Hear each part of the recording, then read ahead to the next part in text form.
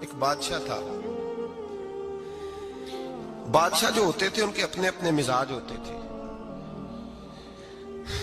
اس بادشاہ نے 4 5 6 کتے رکھے ہوئے تھے اور کتے بڑے بڑے کتے تھے اور بڑے وہ خونخوار کتے تھے, چیر پھاڑ کھا جاتے تھے, شیر جتنے ان کے قد تھے.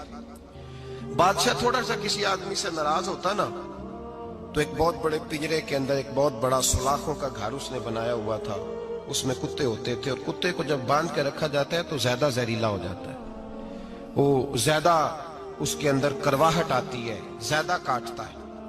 اس نے قید کیے ہوئے تھے. کتے تو بڑے زہریلے تھے. جس آدمی سے بادشاہ تھوڑا سا ناراض ہوتا نا تو وہ کتے کے آگے اس آدمی کو ڈالتا, کتے اس کو چیر پھاڑ کے کھا جاتے. یہ سزا تھی, لوگوں کو پتا تھا. بادشاہ کے وزیر نے بڑی خدمت کی بادشاہ کی, 35 سال تک نوکری کی. لیکن ہر سورج نے غروب تو نہیں ہوتا ہے نا, ہر چاند نے ڈلنا بھی ہوتا ہے.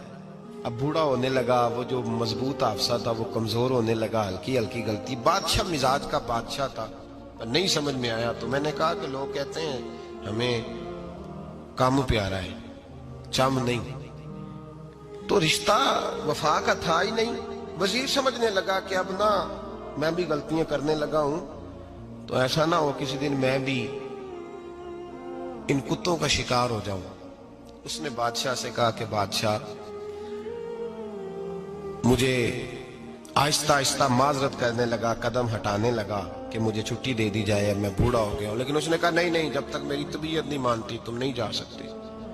مطلق العنان لوگ تھے. وزیر خاموش ہو گیا, پریشان رہنے لگا. غلطی ہو گئی ہے تو پھینک دے گا. ایک تجویز اس کے ذہن میں آئی. وہ جو پنجرے, کتوں کے پنجرے پر محافظ بیٹھا تھا نا, جو ان کو کھانا ڈالتا تھا, روٹی ڈالتا تھا, گوشت دیتا تھا, اس کو ایک دن کہنے لگا یار تیری ڈیوٹی ہے سارا دن کتوں کو کھانا دینے کی, گوشت دینے کی, تو 2 4 دن ڈیوٹی مجھے نہیں دیتا؟ تو لے لے, میں تو پہلے پریشان ہوں, سارا دن ان کی دیکھ بھال کرتا ہوں. اس نے کچھ تھوڑا سا گوشت لیا, پنجرے کے باہر کھڑے ہو کے کتوں کو ڈالا. اگلے دن تھوڑی روٹیاں لے آیا, کتوں کو ڈالی.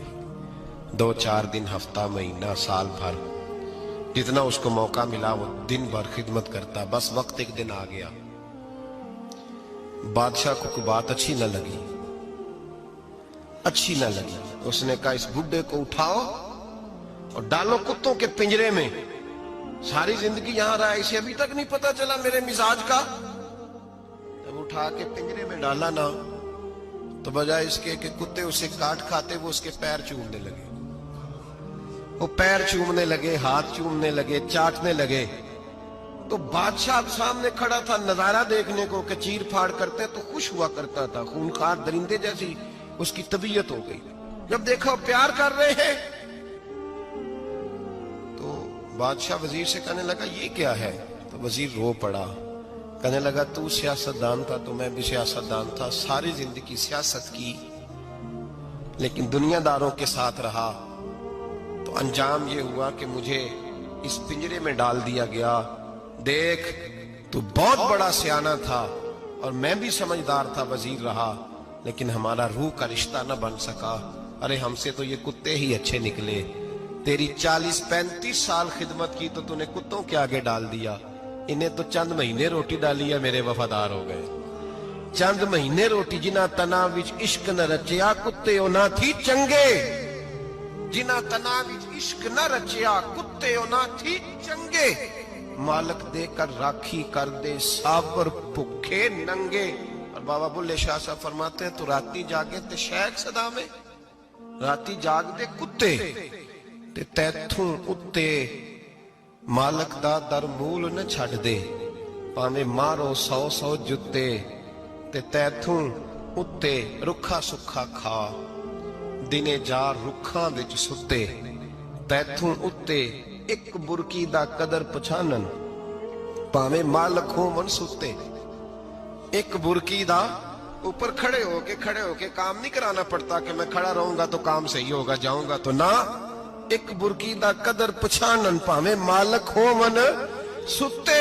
پھر اپنے آپ کو مخاطب کیا, کہنے لگے اٹھ بلیا چل یار منا لے نہیں تے بازی لے گئے. मुल्ला रूमी कहते हैं कि चिड़िया और चिड़ा मुज़क्कर मुअन्नस दोनों इकट्ठे बैठे थे। तो एक बंदा आ गया सूफी, मेरी तरह पगड़ी शकड़ी बांधी हुई, जुब्बे कुब्बे में लगा हुआ। ये जितने फितने आज आपको नज़र आ रहे हैं ना, ये जुब्बों के पीछे निकलते हैं सारे। आवाम बेचारी को तो पता ही नहीं था कि यहाँ भी उलझना है। इन्होंने पकड़ के चक्कर चला दिए। कभी कोई कहानी सुनाते हैं तो कभी कोई कहानी सुनाते हैं, कभी नहीं। और मैं शिकवा करने लगा हूँ, मुझे कर लेने दो। क्या तुमने कभी मईशत पर भी तकरीर की है? हुजूर ने मईशत नहीं दी? क्या तुमने कभी कौम को मुआशरत भी सिखाई है? ये भी तुमने बताया है कि जीना मरना कैसे? वहाँ उलझाते हो जहाँ नौजवान कहते हैं कि यार तय कुछ नहीं हुआ आपके दरमियान अभी तक। जो कहानी सुना रहा था वो भी बड़े जज्बात में था, रो रहा था। जो रद्द कर रहा था वो भी जज्बात में था, रो रहा था। तो हम किधर जाएं? आपने कौम को किस दोराहे पे खड़ा कर दिया? शिकवा करने लगा हूँ। वो चिड़ा और चिड़ी दोनों बैठे थे। एक बंदा सूफी साफी आ गया, बड़ा जनाब, जुब्बा कुब्बा, बड़ी बात। तो चिड़िया चिड़े से कहने लगी उड़ जाएं, ये शिकारी ना हो। तो चिड़ा कहने लगा नहीं, शिकारियों का लिबास और होता है, ये तो दरवेशों का लिबास है, रहने दो, बैठे रहते हैं।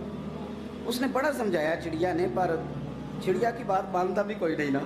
कभी कभी मान जाए, कहने फ़ायदा होता है।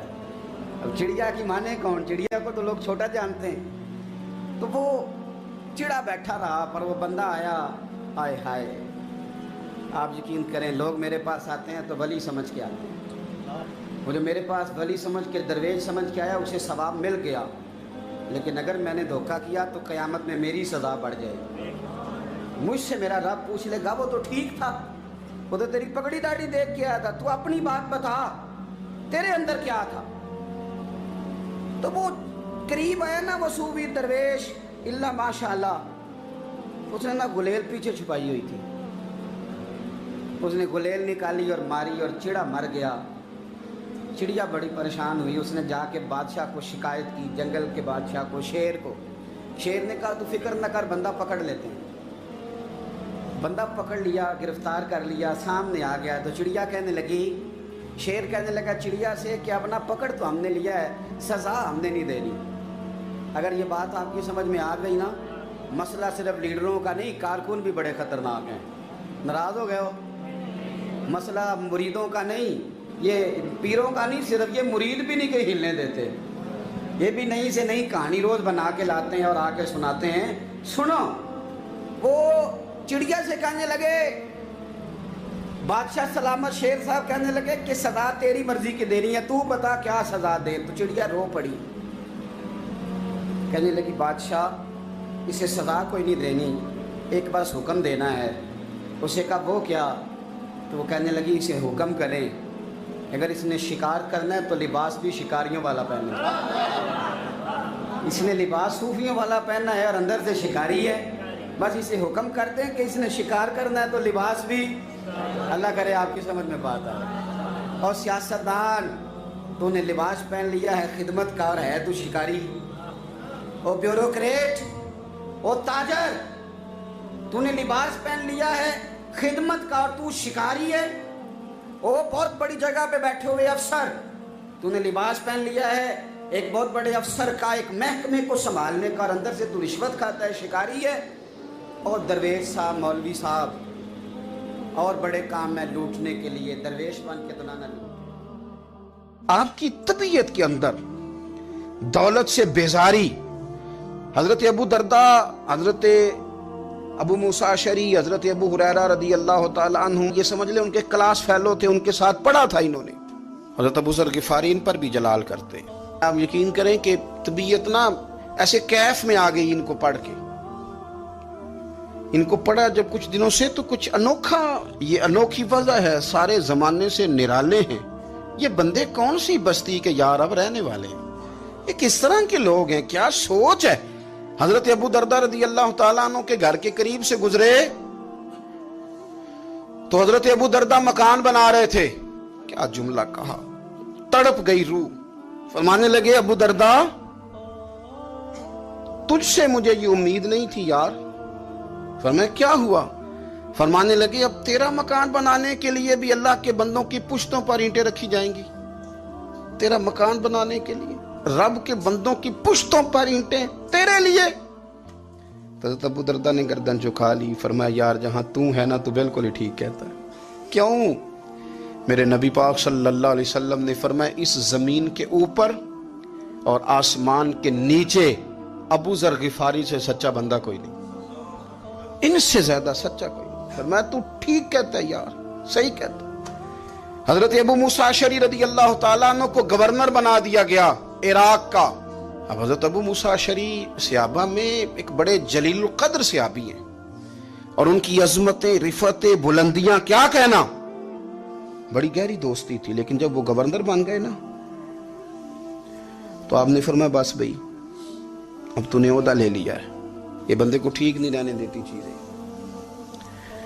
اب تو عہدے میں چلا گیا. بڑی مدت کے بعد ملاقات ہوئی حضرت ابو موسیٰ اشعری کے ساتھ. وہ دوڑ کے آئے حضرت ابو ذر غفاری کے گلے ملنے, میرا بھائی میرا بھائی. فرمایا پیچھے ہٹ جا, میں نہیں تیرا بھائی, تو گورنر ہے, میں غریب آدمی ہوں, اپنا کام کر. پھر دوڑ کے آئے. فرمایا ابو ذر تو میرا بھائی ہے یار, اکٹھے پڑھتے تھے حضور. فرمایا نہیں جا, تو نہیں میرا. پھر آئے. جانتے تھے نا یہ سچا بندہ ہے, یہ سچا بندہ ہے, یہ تقریروں والا نہیں, صرف وعظوں والا نہیں, اس کے اندر بھی بڑی سچائیاں ہیں.